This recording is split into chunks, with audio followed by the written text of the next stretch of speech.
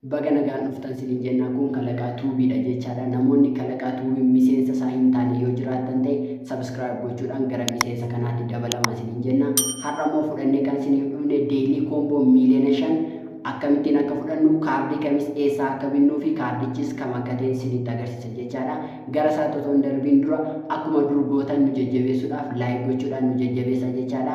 Amma gara isaatti darbina. Ishi deelii koomboo kana jala seenna.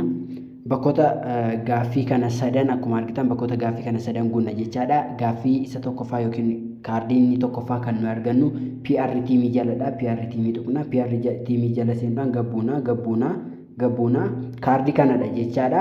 Kaardii kana waan ta'eef goohee dennaani. Akkuma argitan kaa inni tokkoffaan nuuf guuteera jechaadha. Ishi amma immoo isa lammaffaa kanadha. Isa lammaffaa kana kan nu argannu immoo ispeeshaalii jalaati arganna. Ispeeshaalii jala seenna. Ispeeshaalii jalaati maay kaardii jala jiraan koo niiw kaardii jalaati warroonni hin binne niiw kaardii jalaati dhaqaati kaardii kana bitaa jechaadha.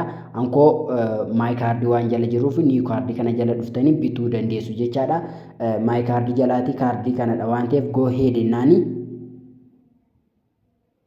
Akkuma argitan inni lammaffaanis guutummaan guutuutti naaf guuteera jechaadha.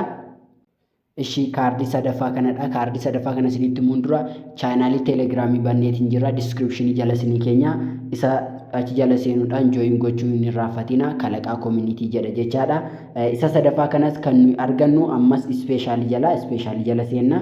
Ispeeshaalii jala dhufuudhaan kaardii kanaan dura ani biteedha waan ta'eef isinis kaardii sana hin binne yoo ta'e ni kaardii jala dhaxxanii barbaaduu dandeessu. Innis kaardiin inni dhuma YouTube Hamster YouTube chaanaalii kana jechaadha. Hamster YouTube chaanaalii kanadha. Kana waan ta'eef go ahead jennaani. Akkuma argitan sadaffaanis nu guuteera miiliyoona 5 fudhachuu dandeenya kanaaf teekaa jennuuni. Akkuma argitan kan miiliyoona 5 fudhanneerra hojii gaarii hojjechuu keenya nutti agarsiiseera jechaadha.